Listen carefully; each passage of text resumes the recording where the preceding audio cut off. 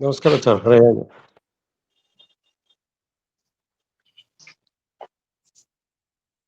ಸುಮತಿವಿರನುಮೇಯಂ ಶುಭ್ರಕಾಯಂ ಸಖಾಯಂ ಸುಖಮಜಮನಪಾಯಂ ಮುಕ್ತ್ಯುಪಾಯಂ ವಿಮಾಯಂ ಗೃಹಜಮಹಮಮೇಯಂ ಧ್ಯೇಯಮಾಮ್ನಾಜಗೇಯಂ ಸದಜಮಸದಜೇಯಂ ಶ್ರೀಸಹಾಯಂ ಭಜೇಯಂ ತಪಸ್ವಾಧ್ಯಾಯ ಶುಶ್ರೂಷಾ ಕೃಷ್ಣಪೂಜಾರತಂ ಮುನಿಂ ವಿಶ್ವೇಶಮಿಷ್ಟದಂ ವಂದೇ ಪರಿವ್ರಾಟ್ ಚಕ್ರವರ್ತಿನಂ ಶ್ರೀ ಗುರುಭ್ಯೋ ನಮಃ.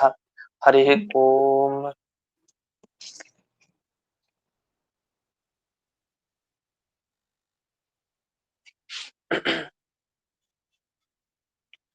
ಶ್ರಿಯಃ ಪತ್ಯೇ ನಿತ್ಯಾ ಗಣಿತ ಗುಣಮಾಣಿಕ್ಯ ವಿಶದ ಪ್ರಭಾ ಜಾಲೋಲ್ಲಾಸೋಪಹತ ಸಕಲಾವದ್ಯ ತಮಸೆ ಜಗಜ್ಜನ್ಮಸ್ಥೇಮ ಪ್ರಳಯ ರಚನಾಶೀಲ ಪಪುಷೆ ನಮೋ ಶೇಷಾಂನಾಜ ಸ್ಮೃತಿ ಹೃದಯ ದೀಪ್ತಾಯ ಹರಯೇ येन प्रादुरभावि भूमि वलये व्यस्तारिगो सन्ततिः प्राबोधिश्रुतिपङ्कजं करुणया प्रकाशितत्वं परं ध्वान्तं ध्वंसमनादि साधुनिकरश्चाकारि सन्मार्गगः तेन व्यासदिवाकरेण सततं मात्याजि मे मानसं व्याप्तिर्यस्य निजे निजे नमःसा पक्षे सपक्षे स्थितिः व्यावृत्तिश्च विपक्षतोऽथ विषये सक्तिर्न वैबाधिते नैवास्ति प्रतिपक्षयुक्तिरतुलं शुद्धं प्रमाणं समे भूयात् तत्त्वविनिर्णयाय भगवान् आनन्दतीर्थो मुनिः भवति यदनुभावात्येडमूकोऽपि वाग्मी जडमतिरपि जन्तुर्जायते प्रज्ञमौलिः सकलवचनचेतो देवता भारती सा मम वचसि निधत्तां सन्निधिं मानसे च रमानिवासोचितवासभूमिः संन्याय रत्नावलिजन्मभूमिः वैराग्यभाग्यो मम पद्मनाभतीर्थामृताब्धिर्भवताद्विभूत्यै पदवाक्यप्रमाणज्ञान प्रतिवादिमदच्छिदः श्रीमतक्षोभ्यतीर्थाख्यानुपतिष्ठे गुरून् मम श्रीमदानन्दतीर्थार्य सन्मनस्सरसि भुवि अनुव्याख्याननलिने चञ्चरी कतिमे मनः न शब्दाब्धौ गाढाः न च निगमचर्चासु चतुराः न च न्याये प्रौढाः न च विदितवेद्या अपि वयं परं श्रीमत्पूर्णप्रमतिगुरुकारुण्यसरणिं प्रपन्नामान्यास्मः किमपि च वदन्तोऽपि महताम् ॐ नारायणं निखिलपूर्णगुणैकदेहं निर्दोषमाप्यतममप्यखिलैः सुवाक्यैः अस्योद्भवादिदमशेषविशेषतोऽपि वन्द्यं सदा प्रियतमं मम सन्नमामि कुपिता हि फणच्छाया समीकृत्या परं सुखं सेवन्ते यत्पदं धीरास्तं भजे वल्लभं श्रियः.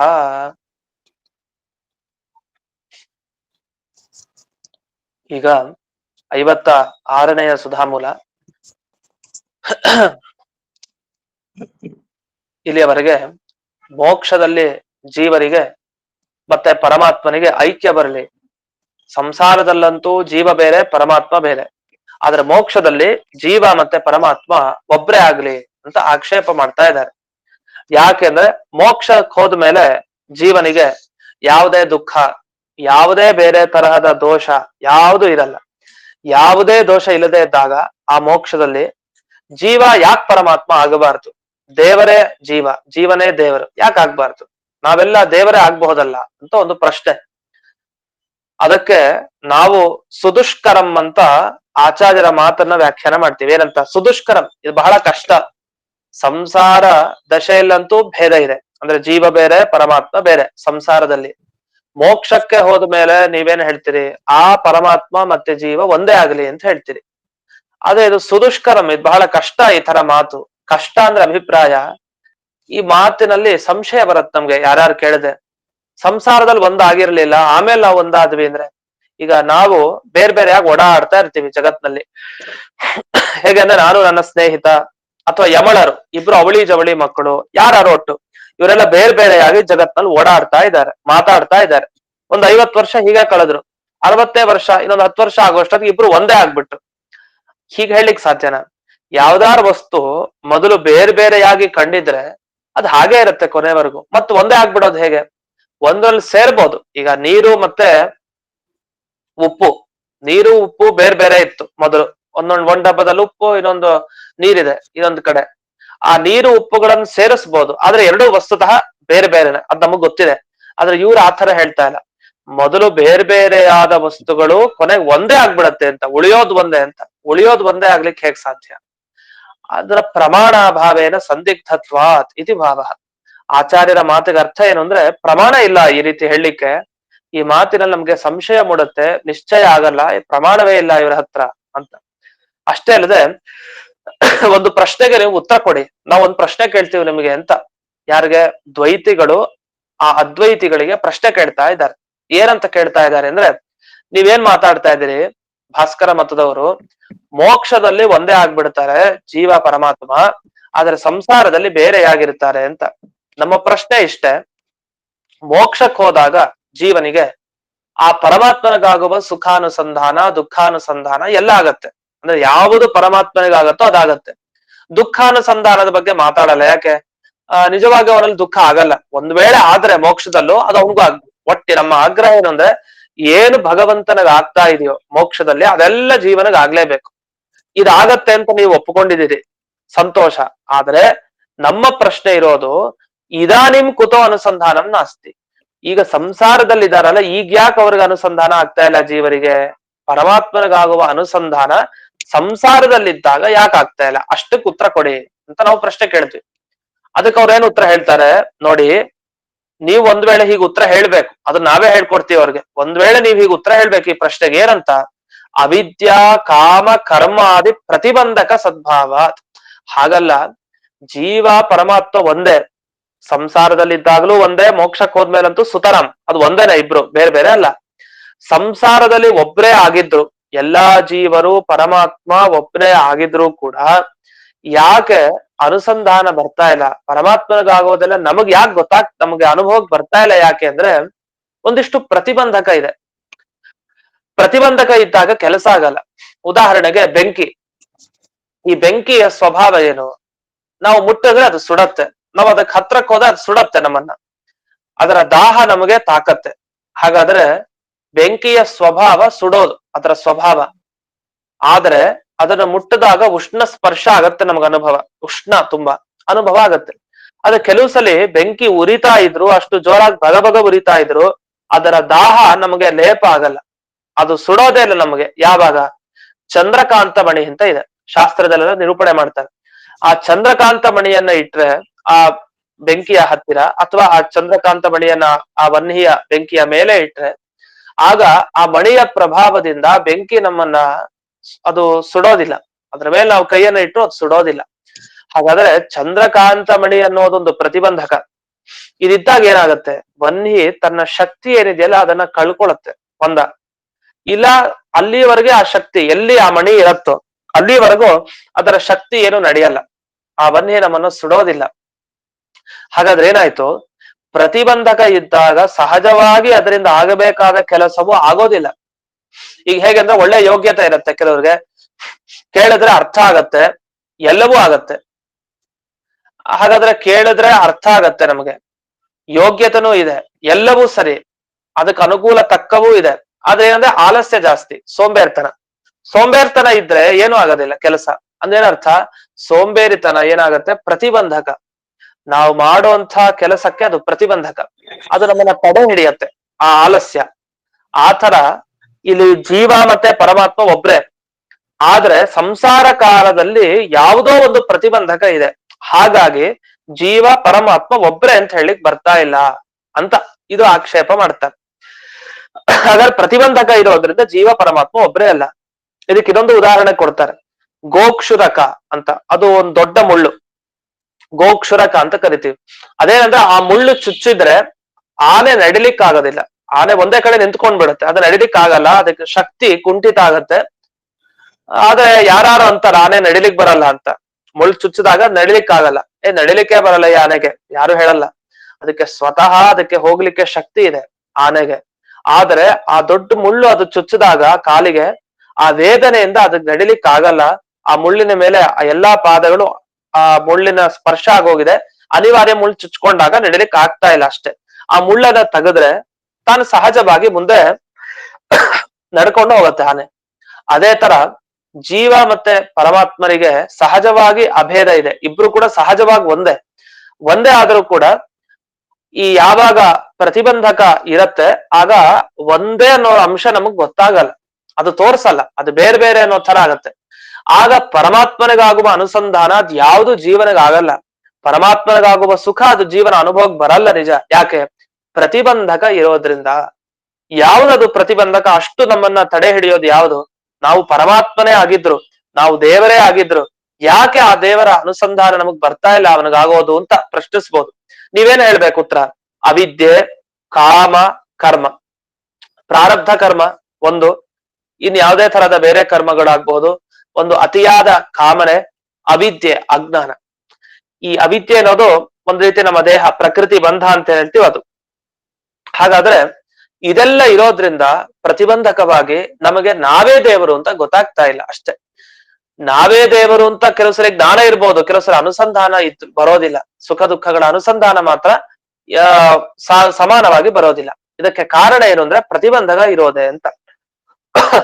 ಅದಕ್ಕೆ ಪ್ರಶ್ನಿಸ್ತಾರೆ ನೋಡಿ, ನೀವು ಇಷ್ಟೆಲ್ಲ ನೀವು ಸ್ವಕಪೋಲ ಕಲ್ಪನೆ ಮಾಡಿದ್ರಿ, ನಿಮ್ಗೆ ಅನ್ಸದಾಗ ಉತ್ತರ ಹೇಳಿದ್ರಿ, ನಮ್ಮ ಪ್ರಶ್ನೆಗೆ ನಿಶ್ಚಯ ಆಗ್ಲಿಲ್ಲ, ತೀರ್ಮಾನ ಆಗ್ಬೇಕಲ್ಲ.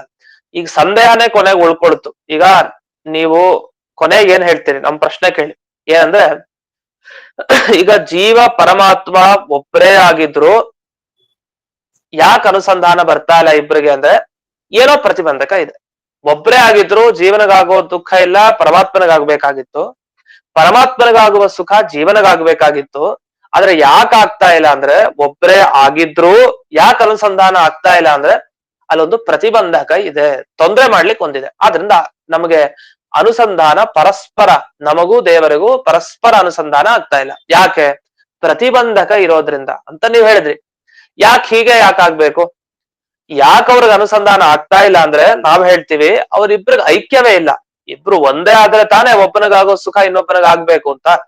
ಇಬ್ರು ಒಂದೇನೆ ಅಲ್ಲ, ಇಬ್ಬರಲ್ಲಿ ಐಕ್ಯವೇ ಇಲ್ಲ, ಇಬ್ಬರಲ್ಲೂ ಭೇದ ಇದೆ. ಹಾಗಾದ್ರೆ ಎರಡು ಪಕ್ಷ ಬಂತು. ಒಂದು, ನಮ್ಮ ತರಹ ಭೇದವನ್ನ ಒಪ್ಪುಕೊಂಡು, ಅಂದ್ರೆ ಜೀವನೇ ಬೇರೆ ಪರಮಾತ್ಮನೇ ಬೇರೆ ಅಂತ ಒಪ್ಪಿಕೊಂಡು ಜೀವನಗಾಗುವ ಪರಮಾತ್ಮನಿಗೆ ಅನುಸಂಧಾನಕ್ಕೆ ಬರ್ತಾ ಇಲ್ಲ, ಪರಮಾತ್ಮನಿಗಾಗುವ ಅನುಸಂಧಾನ ಜೀವನಿಗಿಲ್ಲ ಅಂತ ಒಂದ ಹೀಗೆ ಹೇಳ್ಬೇಕು. ಅಥವಾ ಅಂದ್ರೆ ಅನುಸಂಧಾನ ಬರದೇ ಇರೋದಕ್ಕೆ ಕಾರಣ ಎರಡು. ಒಂದ, ಇಬ್ರು ಬೇರೆ ಬೇರೆ ಆದ್ರಿಂದ ಒಬ್ರಿಗೆ ಬರೋದು ಇನ್ನೊಬ್ರಿಗೆ ಅನುಭವಕ್ಕೆ ಬರ್ತಾ ಇಲ್ಲ, ಒಂದ ಹೀಗೆ. ಇಲ್ಲ ಅಂದ್ರೆ ಇಬ್ರು ಒಂದೇ ಅಂತ ಒಪ್ಕೊಳ್ಬೇಕು. ಒಂದೇ ಅಂತ ಒಪ್ಪಿಕೊಂಡು ಹಾಗಾದ್ರೆ ಯಾಕೆ ಅನುಸಂಧಾನ ಬರ್ತಾ ಇಲ್ಲ ಅಂತ ಹೇಳಿದ್ರೆ ಅಲ್ಲಿ ಏನೋ ಒಂದು ಪ್ರತಿಬಂಧಕ ಇರೋದ್ರಿಂದ ಬರ್ತಾ ಇಲ್ಲ. ಹಾಗಾದ್ರೆ ಪ್ರತಿಬಂಧಕ ಇದೆ ಅಂತ ಒಪ್ಪಬೇಕಾ? ಅಥವಾ ಇಲ್ಲ ಪ್ರತಿಬಂಧಕ ಒಪ್ಪೋ ಅವಶ್ಯಕತೆನೇ ಇಲ್ಲ, ಯಾಕೆ ಇಬ್ರಿಗೂ ಅಭೇದನೇ ಇಲ್ಲ, ಇಬ್ರು ಬೇರೆ ಬೇರೆನೆ, ಯಾವತ್ತು ಒಂದೇ ಅಲ್ವೇ ಅಲ್ಲ. ಹಾಗಾದ್ರೆ ಒಂದೇ ಅಲ್ಲ ಆದ್ರಿಂದಾಗಿ ಅನುಸಂಧಾನ ಬರ್ತಾ ಇಲ್ವೋ, ಅಥವಾ ಒಂದಾಗಿದ್ರೂ ಪ್ರತಿಬಂಧಕ ಇರೋದ್ರಿಂದ ಅನುಸಂಧಾನ ಬರ್ತಾ ಇಲ್ವೋ ಅಂತ ಪ್ರಶ್ನೆ ಉಳಿಯತ್ತೆ ಹೊರತು, ಸಂಶಯ ಉಳಿಯತ್ತೆ ಹೊರತು ನಿಮಗೆ ನಿಶ್ಚಯ ಮಾಡ್ಲಿಕ್ಕೆ ಸಾಧ್ಯ ಇಲ್ಲ ಅಂತ ಇಷ್ಟು ನಾವು ಅವ್ರಿಗೆ ಹೇಳ್ತೀವಿ. ಸರಿ, ನಮಗೇನೋ ಸಂಶಯ ಬರೆಸಿದ್ರಲ್ಲ, ನೀವೇನು ಉತ್ತರ ಹೇಳ್ತೀರಿ? ನಿಮಗೂ ಸಂಶಯ ತಾನೇ ಬಂತು, ನೀವೂ ಗೆಲ್ಲಿಲ್ಲ ನಾವೂ ಗೆಲ್ಲಿಲ್ಲ, ಸಂತೋಷ ನಮ್ಗೆ. ಈ ಕಡೆ ನಿಮ್ಮ ಮತನೂ ಸಿದ್ಧ ಆಗ್ಲಿಲ್ಲ, ಜೀವ ಪರಮಾತ್ಮ ಬೇರೆನಾ? ಅಲ್ಲ, ಒಬ್ಬರೇ ಆಗಿದ್ರು ಯಾವ್ದೋ ಪ್ರತಿಬಂಧಕ ಇದೆ, ಅನುಸಂಧಾನ ಬರ್ತಾ ಇಲ್ಲ ಅಂತ ಹೀಗೂ ಹೇಳ್ಬೋದು. ಇಲ್ಲ ಅಂದ್ರೆ ಸಾಕ್ಷಾತ್ ಆಗಿ ನಿಮ್ಮ ಮತವನ್ನ ನಾವಾನು ಒಪ್ಪಬೇಕು. ಆದ್ರೆ ಹಾಗೇನಿಲ್ಲ, ಸಂಶಯ ಇರೋದ್ರಿಂದ ನಿಮ್ಮ ಮತನೂ ಸಿದ್ಧ ಆಗ್ಲಿಲ್ಲ, ನನ್ನ ಮತನೂ ಸಿದ್ಧ ಆಗ್ಲಿಲ್ಲ, ಸಂತೋಷ, ನೀವು ಗೆಲ್ಲಿಲ್ವಲ್ಲ, ಅಷ್ಟ್ ಸಾಕು ನಮ್ಗೆ ಅಂತ ಈ ರೀತಿ ಅವರೇನಾರು ಹೇಳಿದ್ರೆ ವಯಂತು ವದಾಮಹ. ಹಾಗಲ್ಲ, ನಾವ್ ಇದಕ್ಕೆ ಉತ್ತರ ಕೊಡ್ತೀವಿ. ವಯಂ, ನಾವಾದ್ರೂ ವದಾಮಹ, ಇದಕ್ಕೆ ಉತ್ತರ ಹೇಳ್ತೀವಿ. ಏನು? ಯಾಕೆ ಜೀವ ಪರಮಾತ್ಮನಿಗೆ ಪರಸ್ಪರ ಸುಖ ದುಃಖಗಳ ಅನುಸಂಧಾನ ಯಾಕಿಲ್ಲ ಅಂದ್ರೆ ಅವರಿಬ್ರು ಯಾವತ್ತು ಬೇರೆ ಬೇರೆನೆ, ಅವರಿಗೆ ಐಕ್ಯ ಇಲ್ಲ. ಜೀವ ಬೇರೆ, ಪರಮಾತ್ಮ ಯಾವತ್ತು ಬೇರೆನೆ. ಆದ್ರಿಂದಲೇ ಅವರಿಗೆ ಸಂಸಾರ ಕಾಲದಲ್ಲಿದ್ದಾಗ ಒಬ್ಬನಿಗಾಗುವ ದುಃಖ ಇನ್ನೊಬ್ಬನಿಗೆ ಆಗ್ತಾ ಇಲ್ಲ, ಪರಮಾತ್ಮನಿಗೆ. ಹೊರತು ನೀವು ಹೇಳಿದಂತೆ ಯಾವುದೋ ಒಂದು ಪ್ರತಿಬಂಧಕ ಇದೆ, ಹಾಗಾಗಿ ಇಬ್ರು ಒಂದೇ ಆಗಿದ್ರು ಪರಸ್ಪರ ಅನುಸಂಧಾನ ಇಲ್ಲ ಸುಖ ದುಃಖಗಳದ್ದು ಅಂತ ಈಗ ಹೇಳೋದು ತಪ್ಪು. ಅದ್ ಯಾಕೆ ಹೀಗೆ ಹೇಳ್ತೀರಿ? ಏನೋ ನೀವ್ ಹೇಳ್ಬಿಟ್ರೆ ಸಾಕ, ಇಲ್ಲ ಈ ತರನೇ ಒಪ್ಪಬೇಕು, ಈ ತರ ಒಪ್ಪಬಾರ್ದು ಅಂದ್ರೆ ನಾನು ಹೇಳ್ತೀನಿ, ಭೇದವನ್ನ ಒಪ್ಪಲೇಬಾರ್ದು, ಐಕ್ಯವನ್ನೇ ಒಪ್ಪಬೇಕು. ಒಂದೇ ಆಗಿದ್ರು ಯಾಕೆ ಅನುಸಂಧಾನ ಬರ್ತಾ ಇಲ್ಲ? ಪ್ರತಿಬಂಧಕ ಇರೋದ್ರಿಂದ ಅನುಸಂಧಾನ ಬರ್ತಾ ಇಲ್ಲ. ನಾನ್ ಯಾಕೆ ಆ ರೀತಿ ಹೇಳ್ಬಾರ್ದು? ಇದು ಹೇಗಂದ್ರೆ ಬರೀ ಜಗಳ ಆಯ್ತಷ್ಟೇ. ನೀವ್ ಹಂಗೆ ಹೇಳ್ತೀವಿ, ನಾವ್ ಹೀಗೆ ಹೇಳ್ತೀವಿ ಅಷ್ಟೇ. ಪ್ರಮಾಣ ಏನು? ಅದಕ್ಕೆ ಆಚಾರ್ಯರು ಸುಂದರವಾದ ಉತ್ತರ ಕೊಡ್ತಾರೆ. ನಿಮ್ಮ ಮತ ಯಾಕೆ ಸರಿ ಇಲ್ಲ, ನಮ್ಮ ಮತ ಯಾಕೆ ಸರಿ ಕೇಳಿ ಹೇಳ್ತೀವಿ. ಸರ್ವಜ್ಞ ಏಕತಾ ನಾನು ಸಂಧತ್ತೇನೈವ ಸಾಯತಃ. ಯಾಕೆ ಅಂದ್ರೆ ನಮಗೇನೋ ಪರಮಾತ್ಮನಿಗಾಗೋ ಸುಖ ಅನುಸಂಧಾನ ಬರೋದು ಬೇಡ. ಯಾಕೆ? ನಾವು ಅಲ್ಪಜ್ಞರು, ನಮಗೆ ಪ್ರತಿಬಂಧಕ ಎಲ್ಲ ಜಾಸ್ತಿ ಇದೆ. ಅವಿದ್ಯೆ ಇದೆ, ಮತ್ತೆ ಪ್ರಾರಬ್ಧ ಕರ್ಮಗಳಿದೆ, ಎಲ್ಲ ಇದೆ. ಆದರೆ ಪರಮಾತ್ಮನಿಗಂತೂ ಏನಿಲ್ಲ ತಾನೆ. ಪರಮಾತ್ಮನಿಗಾದ್ರೂ ಅನುಸಂಧಾನ ಬರ್ಬೇಕು ತಾನೆ. ಅವನು ಸರ್ವಜ್ಞ ತಾನೆ. ಆ ಪರಮಾತ್ಮ ಎಲ್ಲಾ ತಿಳ್ಕೊಂಡಿದ್ದೀರಿ ಅಂತ ನೀವು ಒಪ್ಪಿದಿರಿ, ಅವ್ನು ಸರ್ವಜ್ಞ. ಯಾಕೋ ಈ ಐಕ್ಯದ ಬಗ್ಗೆ ಮಾತ್ರ ಅವನಿಗೆ ಗೊತ್ತಾಗ್ಲಿಲ್ವಾ? ಹಾಗಾದ್ರೆ ನಿಮ್ಮ ಪ್ರಕಾರ ನೀವೇನ್ ಒಪ್ಬೇಕು ಕೊನೆಗೆ? ಐಕ್ಯಾನುಸಂಧಾನ ಪರಮಾತ್ಮನಿಗೆ ಇದೆಯೋ ಇಲ್ವೋ? ಪರಮಾತ್ಮನ ಜ್ಞಾನ ಇದೆಯೋ ಇಲ್ವೋ? ನಾನೇ ಜೀವ ಅಂತ ಜ್ಞಾನ ಇದೆಯೋ ಇಲ್ವೋ? ಇದೆ. ಇದ್ಮೇಲೆ ಯಾಕೆ ಅವನಿಗೆ ಸುಖಾನುಸಂಧಾನ ದುಃಖಾನುಸಂಧಾನ ಯಾಕೆ ಆಗ್ತಾ ಇಲ್ಲ? ಪ್ರತಿಬಂಧಕ ಇದೆ. ಅದು ತಪ್ಪು. ಪ್ರತಿಬಂಧಕ ಇರೋ ಜೀವನಕ್ಕೆ ಪ್ರತಿಬಂಧಕ, ತೊಂದರೆ ಆಗೋದ್ ಜೀವನಿಗೆ. ಅವನ ಜ್ಞಾನ ಬರ್ತಾ ಇಲ್ಲ. ಪರಮಾತ್ಮ ಅಂತೂ ಆರಾಮಾಗಿದೆ ಅಂತಾನೆ, ಅವನಿಗೆ ಎಲ್ಲಾ ಗೊತ್ತಿದೆ ತಾನೆ, ಐಕ್ಯ ಅನುಸಂಧಾನ ಇದೆ ತಾನೆ. ಅಷ್ಟೆಲ್ಲ ಇದ್ಮೇಲೆ ಸುಖ ದುಃಖ ಅನುಸಂಧಾನ ಯಾಕೆ ಆಗ್ತಾ ಇಲ್ಲ? ಅವನು ಅನುಸಂಧಾನ ಮಾಡಲ್ಲ ಅಂದ್ರೆ ಅವ್ನ್ ಸರ್ವಜ್ಞನ, ಅವನ್ನೆಲ್ಲವನ್ನು ತಿಳ್ಕೊಂಡಿರೋನ? ಹೇಗ್ ಸಾಧ್ಯ? ಅದನ್ನ ಸರ್ವಜ್ಞ ಏಕತಾನ್ ನ ಅನುಸಂಧತ್ತೆ. ಆ ಸರ್ವಜ್ಞನಾದ ಪರಮಾತ್ಮ ಏಕತಾನ್, ಜೀವ ನಾನು ಒಂದೇ ಅನ್ನುವ ಈ ಅನುಸಂಧಾನ ಅವನಿಗಂತೂ ಖಂಡಿತ ಇಲ್ಲ. ನೈವ ಸಾಯತಃ. ಯಾವ ಕಾರಣದಿಂದ ಅವನಿಗಿಂತ ಅನುಸಂಧಾನ ಇಲ್ವೋ ಆ ಕಾರಣದಿಂದ ಎಂದಿಗೂ ಜೀವ ಪರಮಾತ್ಮ ಇಬ್ರು ಒಬ್ಬರೇ ಆಗ್ಲಿಕ್ಕೆ ಸಾಧ್ಯ ಇಲ್ಲ. ಇದನ್ನೆಲ್ಲ ಒಟ್ಟುಗೂಡಿಸಿ ಒಂದು ಅಭಿಪ್ರಾಯ ಹೇಳ್ತಾರೆ ಮುಂದಿನ ಸುಧಾಮೂಲ 57ನೇದು. ಏತದುಕ್ತಂ ಭವತಿ. ಒಟ್ಟು ಅಭಿಪ್ರಾಯ ಏನು ಇಲ್ಲಿವರೆಗೂ ಹೇಳಿದ್ದು ಅಂತ ಕೇಳಿ. ನೀವೇನ್ ಹೇಳ್ತಾ ಇದೀರಿ? ಜೀವನಿಗೆ ಪರಮಾತ್ಮನಿಗೆ ಅನುಸಂಧಾನ ಇಲ್ಲ, ಅವನಿಗಾಗುವ ಸುಖದ ಅನುಸಂಧಾನ ಇವನಿಗಿಲ್ಲ, ಇವನಿಗಾಗೋದು ಅವನಿಗಿಲ್ಲ ಅನುಸಂಧಾನ ಅಂತ ಹೇಳ್ತೀರಿ. ಇದು ಯಾವಾಗ ಸಾಧ್ಯ? ಪ್ರತಿಬಂಧಕ ಇದ್ರೆ. ಇದು ಯಾರಿಗೆ? ಜೀವರಿಗೆ, ಪರಮಾತ್ಮನ ಬಗ್ಗೆ ಅಲ್ಲ. ಯಾಕೆ? ಪರಮಾತ್ಮ ಅವನು ನಿತ್ಯ ಶುದ್ಧ, ಅವನಿಗೆ ಯಾವುದೇ ಪ್ರತಿಬಂಧಕ ಯಾವ ಲೇಪವೂ ಕೂಡ ಇಲ್ಲ. ಯಾಕೆ ಅಂದ್ರೆ ಅಜ್ಞಾನ ಅಂತಿದ್ರೆ, ಪ್ರಾರಬ್ಧ ಕರ್ಮ ಅಂತಿದ್ರೆ, ಕಾಮನೆ ಅಂತಿದ್ರೆ ಅದೆಲ್ಲ ಜೀವರಿಗಷ್ಟೇ, ಪರಮಾತ್ಮನಿಗೆ ಮಾತ್ರ ಇಲ್ಲ. ಹಾಗಾದ್ರೆ ಪರಮಾತ್ಮ ಅನುಸಂಧಾನ ಬರ್ಲೇಬೇಕಿತ್ತು. ಏನಂತ? ನೋಡು ಜೀವರೇ, ನೀವೆಲ್ಲ ಇದೀರಿ, ಏನ್ ಕಾಡ್ತಾ ಇದೀರಿ ಜೀವರುಗಳೇ, ನೀವೆಲ್ಲ ನೋಡ್ರಿ, ನೀವೆಲ್ಲ ನಾನು ಒಬ್ಬನೇ, ನಾನ್ ಬೇರೆ ಅಲ್ಲ, ನೀವೆಲ್ಲ ನಾನೇ, ನನಗಿಂತ ನೀವು ಯಾರು ಬೇರೆ ಅಲ್ಲ. ಹೀಗೆ ತನಗಂತೂ ಇರ್ಬೇಕಲ್ಲ, ಅವ್ನ್ ಹೇಳ್ಬೇಕಾಗಿಲ್ಲ, ತಾನೇ ಅನ್ಕೊಳ್ಬೋದು ಏನಂತ, ನೀವೆಲ್ಲ ನಾವೇ, ನಾನು ಬೇರೆ ಅಲ್ಲ, ನೀವು ಬೇರೆ ಅಲ್ಲ. ಹೀಗೆ ಪರಸ್ಪರ ಐಕ್ಯಾನುಸಂಧಾನ, ಒಂದೇ ಅನ್ನುವ ಅನುಸಂಧಾನ ಅವನಿಗೆ ಇರ್ಬೇಕಾಗಿತ್ತು. ಇರ್ಲಿ ಸಂತೋಷ ಅಂದ್ರೆ, ಹಾಗ ಅವನಿಗೆ ಅನುಸಂಧಾನ ಇಲ್ಲ. ನಾವ್ ಹೇಳ್ಬೋದು ಏನಂತ, ನೋಡಿ ಪರಮಾತ್ಮ ಎಲ್ಲೋ ಇದ್ದಾನೆ, ಅವನಿಗಾಗೋ ಅನುಸಂಧಾನ ನಿಮ್ಗೆ ಹೆಂಗ್ ಗೊತ್ತಾಗತ್ತೆ? ನೀವೇನೋ ಹೇಳ್ತಾ ಇದೀರಿ, ಪರಮಾತ್ಮನಿಗಂತೂ ಐಕ್ಯಾನುಸಂಧಾನ ಇರ್ಲೇಬೇಕು, ನಾನು ಜೀವ ಒಂದೇ ಅಂತ ಅವನಿಗಾದ್ರೂ ಜ್ಞಾನ ಇರ್ಬೇಕಲ್ಲ. ನಮಗೇನೋ ಪ್ರತಿಬಂಧಕ ಇದೆ, ಅವನಿಗಿಲ್ಲ. ಅವನಿಗಾದ್ರೂ ಪರಮಾತ್ಮನಿಗೆ ಆ ರೀತಿ ಅನುಸಂಧಾನ ಇರ್ಬೇಕಲ್ವಾ? ಅಂದ್ರೆ ತಸ್ಯ ಸರ್ವಜ್ಞತ್ವೇನ ಅಜ್ಞಾನಾತ್ಯಭಾವಾತ್. ಅಷ್ಟೇ ಅಲ್ದ ಅವ್ನಿಗೆ ಇರ್ಲೇಬೇಕು ಅನುಸಂಧಾನ ಅಂತ ನಮ್ಮ ಹಠ. ಯಾಕೆ? ಅವ್ನು ಅಜ್ಞಾನ ಇಲ್ಲ, ಯಾವುದೇ ಕರ್ಮಗಳಿಲ್ಲ ಅಂದ್ಮೇಲೆ ಅವ್ನ ಅನುಸಂಧಾನ ಇರ್ಬೇಕು. ನಿಮ್ಗೆ ಯಾರು ಗೊತ್ತೀಗ ಅನುಸಂಧಾನ ಬಂದಿದ್ಯೋ ಇಲ್ವೋ ಅಂತ? ಅವ್ನ ಅನುಸಂಧಾನ ಮಾಡ್ದೇನೂ ಕೂಡ ಇರ್ಬೋದಲ್ಲ, ಸುಮ್ನೆ ಎಲ್ಲ ಗೊತ್ತಿದೆ ಅವನಿಗೆ, ಅನುಸಂಧಾನ ಮಾಡ್ಕೊಳಲ್ಲ ಅಂದ್ರೆ? ಹಾಗಲ್ಲ, ಅವನ ಅನುಸಂಧಾನ ಇಲ್ಲ ಅಂತ ಹೇಳ್ಬೇಡಿ. ಅವನು ಯಾವ ರೀತಿ ಅನುಸಂಧಾನ ಮಾಡ್ಕೊಂಡಿದ್ದಾನೆ ಅಂದ್ರೆ ತಾನೇ ಸ್ಪಷ್ಟವಾಗಿ ಒಂದ್ ಕಡೆ ಹೇಳ್ತಾನೆ. ಎಲ್ಲಿ? ಭಗವದ್ಗೀತೆಯಲ್ಲಿ ಕೃಷ್ಣ ಹೇಳೋ ಮಾತು. ಏನ್ ಹೇಳ್ತಾನೆ ಕೃಷ್ಣ?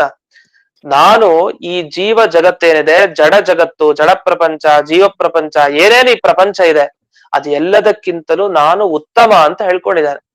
ಈ ಕ್ಷರಾಕ್ಷರ ಜಗತ್ತಿಗಿಂತ ಉತ್ತಮ, ಆದ್ರಿಂದಲೇ ನನ್ನ ಪುರುಷೋತ್ತಮ ಅಂತ ಕರೀತಾರೆ. ಅಂದ್ರೆ 15ನೇ ಅಧ್ಯಾಯವನ್ನ ನೆನಪಿಸ್ಕೊಂಡ್ರು. ಅದನ್ನ ಮುಂದೆ ಜಯತೀರ್ಥರು ವಿವರಿಸ್ತಾರೆ. ನಚ ಅಸೌ ಅನುಸಂಧತ್ತೆ ಯಸ್ಮಾತ್ ಕ್ಷರಮತೀತೋಹಂ ಅಕ್ಷರಾದಪಿ ಚೋತ್ತಮ. ಅದನ್ನ ಒಂದು ವಾಕ್ಯ ಕೊಟ್ಟಿದ್ದಾರೆ ಉದಾಹರಣೆ. ಇತ್ಯಾದಿ ತದ್ವಾಕ್ಯೈ. ಇಷ್ಟೆಲ್ಲ ಭಗವದ್ಗೀತೆಯ ಮಾತುಗಳು, ಬೇರೆ ಬೇರೆ ಮಾತುಗಳನ್ನ ಗಮನಿಸಿದ್ರೆ ಭಗವಂತನದ್ದು ಭೇದ ಅನುಭವಸ್ಯೈವ ಅವಗಮ. ಅವನಿಗೇನಂತ ಅನುಭವ ಇದೆ?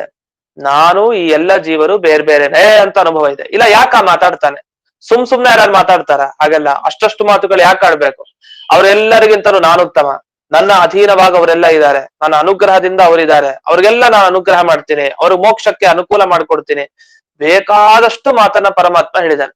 ಇಷ್ಟೆಲ್ಲ ಮಾತನ್ನ ಕೇಳಿದಾಗ ನಮ್ಗೇನ್ ಅನ್ಸುತ್ತೆ? ಭಗವಂತನಿಗಂತೂ ಚೆನ್ನಾಗ್ ಗೊತ್ತಿದೆ ಏನಂತ, ನಾನು ಬೇರೆ, ತನಗೆ ಭಗವಂತನಿಗೆ ನಾನು ಬೇರೆ, ಈ ಜೀವರು ಬೇರೆ ಅಂತ. ಆದ್ರಿಂದ ನೀವು ನಮ್ಮನ್ ಪ್ರಶ್ನಿಸ್ಬೇಡಿ, ನಿಮ್ಗೆ ಹೆಂಗ್ ಗೊತ್ತಾಯ್ತು, ನೀವೇನ್ ಭಗವಂತ ನೋಡ್ಕೊಂಡ್ ಬಂದಿದ್ದೀರಾ, ಎಲ್ಲೋ ಭಗವಂತ ಇದ್ದಾನೆ, ಅವನಿಗಾಗೋ ಅನುಸಂಧಾನ ನಿಮ್ಗೆ ಹೆಂಗ್ ಗೊತ್ತಾಯ್ತು ಅಂತ ಕೇಳ್ಬೇಡಿ. ಅವನೇ ಬಾಯ್ ಬಿಟ್ಟು ಹೇಳಿರೋ ತಾನೆ ಭಗವದ್ಗೀತೆಯ ಮುಖಾಂತರ. ಆದ್ರಿಂದ ಜೀವರು ಬೇರೆ, ತಾನು ಬೇರೆ ಅಂತ ಸ್ಪಷ್ಟವಾಗಿ 15ನೇ ಅಧ್ಯಾಯದಲ್ಲಿ ತಾನೇ ವಿವರಿಸ್ತಾನೆ. ಇಷ್ಟೆಲ್ಲ ಇದ್ಮೇಲೆ ನಾವ್ ಯಾವುದಕ್ಕೆ ಬರ್ಬೇಕು, ಯಾವ ಪಕ್ಷಕ್ಕೆ ಅಂದ್ರೆ ಅವರಿಬ್ಬರು ವಾಸ್ತವಿಕವಾಗಿ ಒಬ್ಬರೇ ಅಲ್ವೇ ಅಲ್ಲ. ಜೀವ ಯಾವತ್ತು ಬೇರೆ, ಪರಮಾತ್ಮ ಯಾವತ್ತು ಬೇರೆನೆ. ಹಾಗಾದ್ರೆ ಬೇರೆ ಬೇರೆ ಆದ್ರಿಂದಲೇ ನೀವೇನ್ ಹೇಳ್ಬೇಕು, ಅನುಸಂಧಾನ ಪರಸ್ಪರ ಆಗ್ತಾ ಇಲ್ಲ, ಇಷ್ಟೇ ಉತ್ತರ. ಹೊರತು ಜೀವ ಪರಮಾತ್ಮ ಒಬ್ಬರೇ ಆಗಿದ್ದಾರೆ, ಒಬ್ಬರೇ ಆದ್ರೂ ಯಾಕಪ್ಪ ಒಬ್ರಿಗೆ ಗೊತ್ತಾಗೋದು ಇನ್ನೊಬ್ರಿಗೆ ಗೊತ್ತಾಗ್ತಾ ಇಲ್ಲ, ಅನುಸಂಧಾನ ಯಾಕೆ ಆಗ್ತಾ ಇಲ್ಲ ಅಂದ್ರೆ ಅದು ಪ್ರತಿಬಂಧಕ ಇದೆ ಜೀವರುಗಳಿಗೆಲ್ಲ, ಭಗವಂತನಿಗೆ ಮಾತ್ರ ಇಲ್ಲ. ಯಾಕೆ ಬೇಕು ಈ ಉತ್ತರ? ಇದು ಉತ್ತರ ಇದ್ರೆ ಸಿಗಾಕೊಳ್ತೀರಿ. ಆದ್ರಿಂದ ಜೀವ ಪರಮಾತ್ಮನಿಗೆ ಎಂದಿಗೂ ಐಕ್ಯ ಇಲ್ವೇ ಇಲ್ಲ ಅಂತ ಒಪ್ಪಬೇಕು. ಇದ್ರ ಮೇಲೆ ಭಾರಿ ಬುದ್ಧಿವಂತಿಕೆಯಿಂದ ಉತ್ತರ ಕೊಡ್ತಾರೆ. ಅದರ ಮುಂಚೆ ಇಲ್ಲಿ ಪರಿಮಳ ಟಿಪ್ಪಣಿಯಲ್ಲಿ ವಿವರಣೆ ಮಾಡಿದ್ದಾರೆ, ಅದನ್ನು ಗಮನಿಸೋಣ. ಕ್ಷರಮತೀತ, ಕ್ಷರ ಪುರುಷರಿಗಿಂತ ನಾನು ಮೇಲಕ್ಕಿದ್ದೇನೆ, ಅವರನ್ನ ದಾಟಿದ್ದೇನೆ ಅಂತ ಹೇಳ್ತಾರೆ. ಅದಕ್ಕೇನ್ ಅರ್ಥ? ಕ್ಷರ ಅಂದ್ರೆ ಜೀವರಾಶಿ ಅಂತ ಅರ್ಥ. ಜೀವರಾಶಿಂ ಅತಿಕ್ರಮ್ಯ ಸ್ಥಿತ, ಜೀವರಾಶಿಯನ್ನು ನಾನು ಅದಕ್ಕಿಂತ ಮೇಲೆ ನಾನಿದ್ದೀನಿ ಅಂದ್ರೆ ಜೀವರಾಶಿಗಿಂತ ಮೇಲ್ಪಟ್ಟಾಗಿ ನಾನಿದ್ದೀನಿ ಅಂತ, ಅವರಿಗಿಂತ ತಾನು ಉತ್ತಮ ಅಂತ ತಾನು ಹೇಳ್ಕೊಂಡಿದ್ದಾನೆ ಪರಮಾತ್ಮ. ಕ್ಷರಂ ಅತೀತ, ಯಸ್ಮಾತ್ ಕ್ಷರಂ ಅತೀತ, ಅದಕ್ಕಿಂತ ಮೇಲಕ್ಕಿದ್ದೀನಿ ನಾನು. ಯಾರು ಈ ಕ್ಷರ ಪುರುಷರು ಅಂದ್ರೆ ಯಾರು ಅಂದ್ರೆ ಬ್ರಹ್ಮ ಅಧಿಜೀವಾ ಸರ್ವೇಪಿ ಶರೀರ ಕ್ಷರಣಾತ್ ಕ್ಷರಾಹ ಅಂತ ಹೇಳ್ತಾರೆ. ಅಂದ್ರೆ ಬ್ರಹ್ಮದೇವರಿಂದ ಹಿಡಿದು ಇನ್ ಯಾವ ಯಾವ ಜೀವರುಗಳಿದ್ದಾರೆ ಅವ್ರು ಎಲ್ಲರೂ ಕೂಡ ತಮ್ಮ ಶರೀರವನ್ನ ಕಳ್ಕೊಳ್ತಾರೆ, ಶರೀರ ಕ್ಷರಣ ಆಗುತ್ತೆ. ಆದ್ರಿಂದ ಅವ್ರಿಗೆಲ್ಲ ಕ್ಷರ ಅಕ್ಷರ ಅಂತ ಕರೀತಾರೆ. ಇಂಥ ಕ್ಷರ ಪುರುಷ ಮತ್ತೆ ಅಕ್ಷರ ಅಂದ್ರೆ ಲಕ್ಷ್ಮೀ ದೇವಿ ಇಬ್ಬರಿಗಿಂತಲೂ ಉತ್ತಮ ಆಗೋದು ಯಾವಾಗ ಸಾಧ್ಯ? ಯಾವಾಗ ಈ ಕ್ಷರ ಪುರುಷ ಅಕ್ಷರ ಪುರುಷಳಾದ ಲಕ್ಷ್ಮಿ ತಾನು ಈ ಪರಮಾತ್ಮನಿಗಿಂತ ಬೇರೆ ಅಂತ ಆಗುತ್ತೋ ಆಗ ಮಾತ್ರ ಪರಮಾತ್ಮ ಉತ್ತಮ ಆಗ್ಲಿಕ್ಕೆ ಸಾಧ್ಯ. ಅದನ್ನ ಹೇಳ್ತಾರೆ ರಾಯರು, ಕ್ಷರಾಕ್ಷರೋತ್ತಮತ್ವಂಚ ತಾಭ್ಯಾಂ ಭೇದಂ ವಿನಾ ನ ಘಟತೆ. ಭೇದವನ್ನ ಒಪ್ಪದೇ ಇದ್ರೆ ಅವರಿಗಿಂತ ಇವನು ಉತ್ತಮ ಅಂತ ಹೆಂಗ ಆಗ್ಲಿಕ್ಕೆ ಸಾಧ್ಯ? ಭೇದ ಒಪ್ಲೇಬೇಕು. ಆಗ ಈಶ್ವರನಿಗೆ ಆ ಅನುಭವ ಇದೆ ಅಂತಾನೂ ಒಪ್ಪಬೇಕು, ನಾನು ಈ ಜೀವರಲ್ಲ ಬೇರೆ ಅಂತಾನೂ ಅನುಭವ ಇದೆ ಅಂತ ಒಪ್ಪಬೇಕು.